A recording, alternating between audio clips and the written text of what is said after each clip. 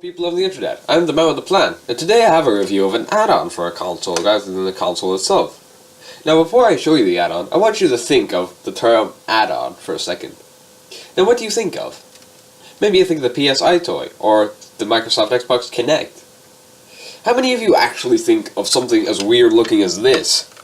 Yeah, this is the SEGA 32X. An add-on for the SEGA Mega Drive intended to increase its lifespan, and there's a pretty interesting story behind this. First of all, it was supposed to be its old original console, and then it got dropped after someone at SEGA said, "That's a horrible fucking idea." And they were 100% right, but that doesn't mean an add-on is a good idea either. Yeah, this is a pretty terrible idea. So let's actually look at this thing and see why it's such a terrible idea first. So, here we have the Mega Drive, as you can see, and the SEGA 32X is supposed to be an add-on for this thing. So here's what you do. Yeah, there you go. Alright, so you just plop it on top of each other like, well, this ad pretty much explains it. Yeah. But anyway, that's not enough. Here's what you have to do next. You have to plug the console actually into the SEGA 32X. So, like that.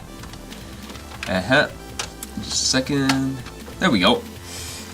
Okay, so that's fine. Then you have to plug the console into the TV, obviously, through the SEGA 32X. And, I mean, this is really just unnecessary. I mean, why does it...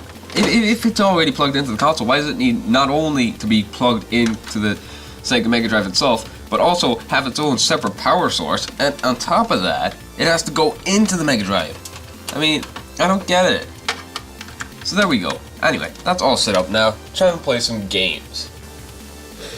First of all, the fact that this console came out in the same year, 1995, as the Sega Saturn was a huge detriment to how many games came out for the damn thing.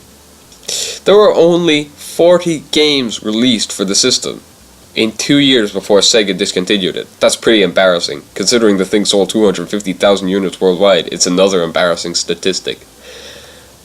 But why did it sell so poorly? Aside from being released within the same time as the Sega Saturn, there were no games for it. I mean, yeah, there were some third-party games like NBA Jam Tournament Edition and Mortal Kombat 2 that were good, but they were already available on other systems, and there was very little reason to convince people that the Sega 32X version was better than what they already had.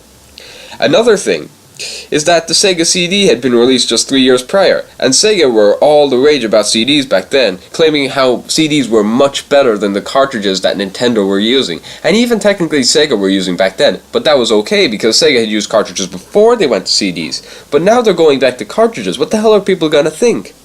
Now, there were some good exclusives to the Sega 32X, such as Metalhead, Virtua Racing Deluxe, Knuckles Chaotix, and Spider-Man Web of Fire.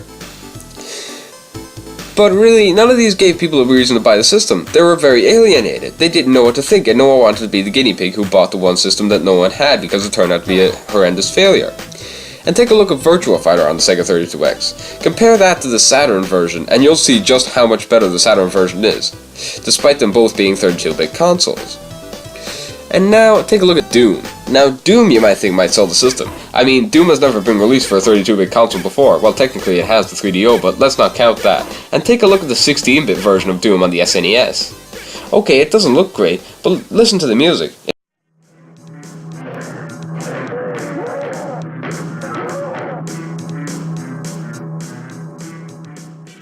It sounds awesome. And the gameplay is well intact. And there is all 10 levels still faithfully preserved. So while it's not a great port of Doom, for a 16-bit console it's doing quite well. I wonder how good the 32X version is. Okay, well, the graphics certainly look better. But why is everything in a small window? And furthermore, why does the music sound so horrible?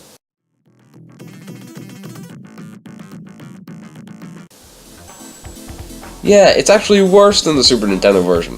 And on top of that, there's less levels. There's only 5 levels in this game.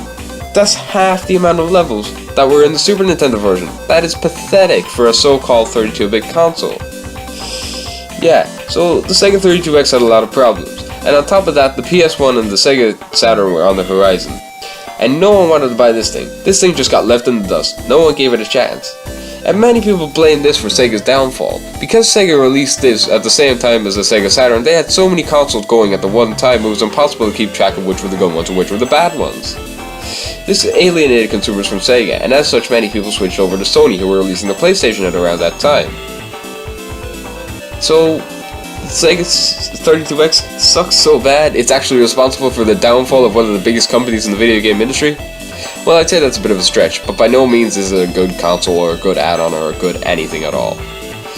However, I will be reviewing more positive consoles later on. What I mean by this is that you're probably not going to hear me rant about a console like this ever again. Well, not ever again, but not for a very long time anyway. I've been the man with a plan, and thank you for listening to me rant. But if you'd like to hear me express more kind of, thought-provoking opinions on this kind of stuff, then there's going to be plenty of that too. Overall, just please subscribe, and I will appreciate it. Thank you for watching.